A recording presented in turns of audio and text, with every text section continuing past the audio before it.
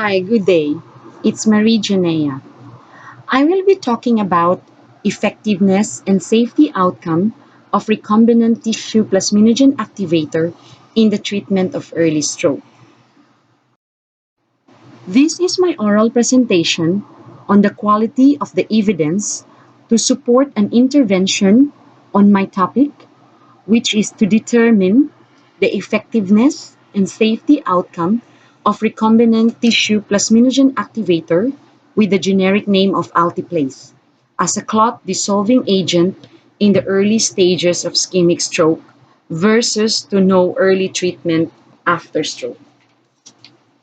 Let me tell you about stroke. Stroke is a sudden, often life-changing event that not only impacts on the patient, but also to their families, friends, and wider communities in general. Stroke is a heterogeneous neurological syndrome which is characterized by a gradual or rapid, non-convulsive onset of neurological deficits that fit a known vascular territory and that last for 24 hours or more.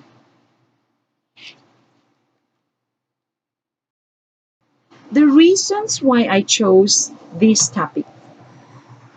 It is relevant in my clinical area of practice.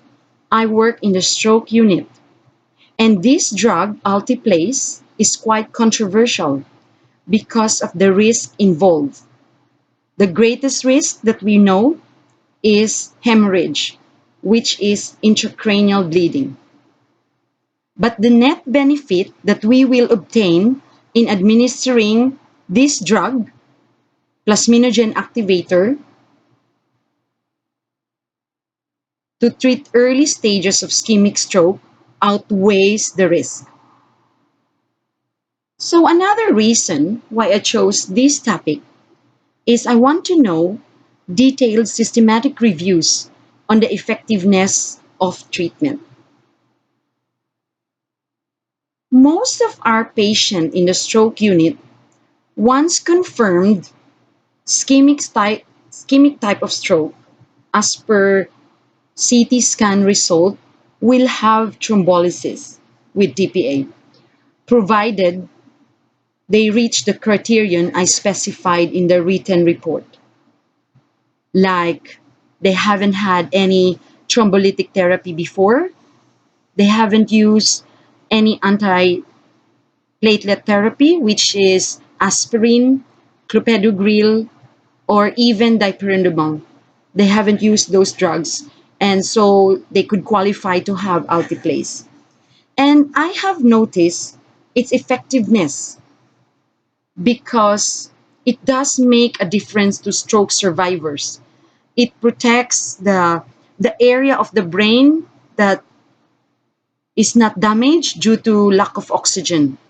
And so Altiplase is then the drug of choice for ischemic type of stroke. Another reason why I chose this topic is there is a continuing effort to carry out randomized controlled trials.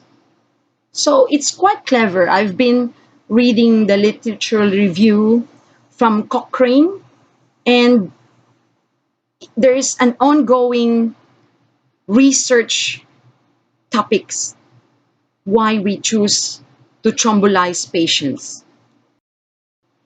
With my search strategy, I've used Cochrane systematic reviews. I found two articles that are very relevant in the topic that I chose. They did studies which with patients who are given the drug, and then the time, the door to needle treatment, which is they want to treat the patient within the 3 hour period, but they want to extend it to 4.5 hours. And then there's another study that they want to give it in a 6 hour time frame. So with the door to needle treatment, we're, we're working against the clock because the first 3 hours, we should diagnose the patient. It's either ischemic type of stroke or hemorrhagic. If it's hemorrhagic type of stroke, we don't thrombolize. If it's ischemic, we do. So, with the ischemic type of patient, they found out that in the Cochrane systematic review, they found out that there's an improve in the functional outcome. There is an improve with early deaths within the 7 to 10 days after stroke. And there's another follow-up after 18 months that there's an decreased deaths registered after thrombolysis. Another strategy that I've used is I've searched Medline and Sinal, hand search international stroke journals, and I've read through journals of National Stroke Foundations and leaflets.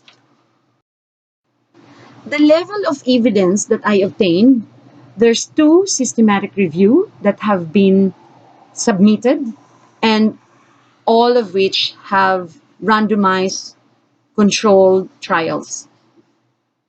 Evidence level 1 and there's evidence level 2. The quality of the evidence of using recombinant tissue plasminogen activator is quite good. The recent trials managed to have a good allocation concealment. They managed to do central telephone randomization. There was central blinded follow-up, and there were only very few losses to follow up, which is quite good for the evidence that we wanted to achieve. There are some sources of bias, one of which is there's an ongoing process of many thrombolysis trials. There's comparisons of trials using different thrombolytic therapy on acute ischemic stroke because they want to see if aspirin, clopidogrel, and dipyridamole could help prevent stroke, further stroke. And there's quite a slow recruitment as well. There's a selective reporting that I've noticed, and follow-up care were not that consistent. So the reported outcomes of giving the plasminogen activator is that it increased survival rate of alive and independent stroke survivors, the net benefit of significant reduction in the proportion who were dead or dependent at the end of follow-ups, the time window or the door to needle treatment. There's a good outcome on that. And there's more data available for recombinant tissue plasminogen activator than any other drugs used for thrombolysis.